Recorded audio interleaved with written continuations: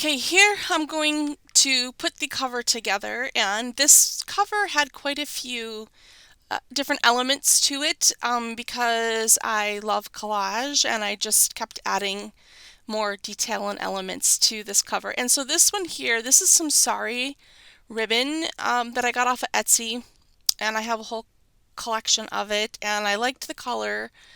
It had like an ombre color to it a little bit, and it went from like a rusty red color to a little bit of like a golden orange yellow. So I thought it matched the fall theme and the sunflowers. So anyways, I have that first piece of the sari thread on, and then I'm also going to um, put the image on, but I want to make sure, I want that sari thread on the spine or the sari ribbon. I have a bigger piece, and I want that on the spine, and I want to see it. I don't want to cover it, and I also don't want to cover that beautiful fringe that's on the cheesecloth. So I kind of want those two elements to overlap. So right now I'm trying to get this spread out so that I can put the Yes paste on it, and I went and ironed it out so that I could work with it better. And you can see the color variation right there. It's just so beautiful. So anyways, I go ahead and glue that on the spine with the Yes paste.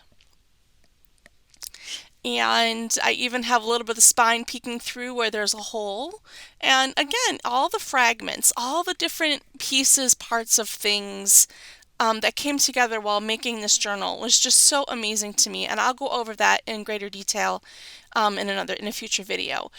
So I also decided here that I needed to cover the back, and so I grab a piece of this muslin that had some of the plaster gesso on it, and I decided to put that on the back just so it kind of matches the cloth that I had on the front.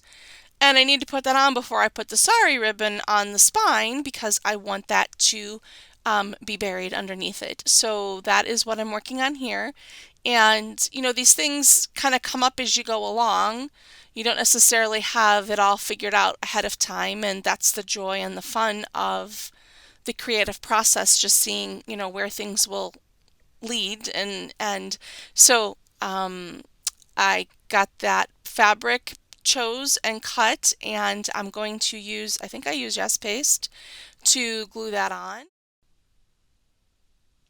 And now I'm going to set up some music for you to listen to while I assemble the rest of the cover here on this journal, and I will come back at the end.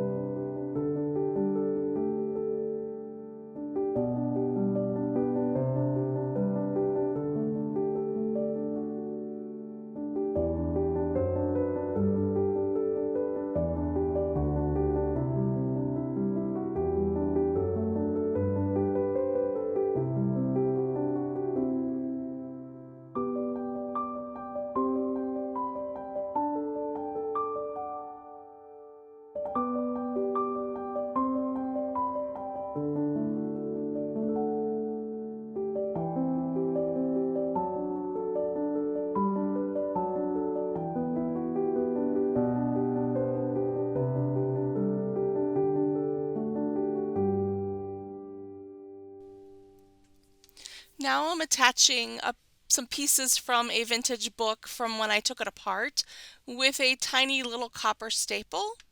And now I'm going to yes paste the image, the photo, onto the cover.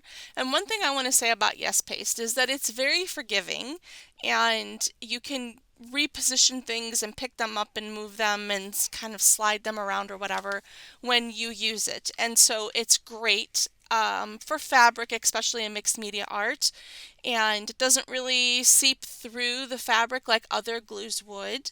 And also here, the joy of having that triple thick on the cover image there.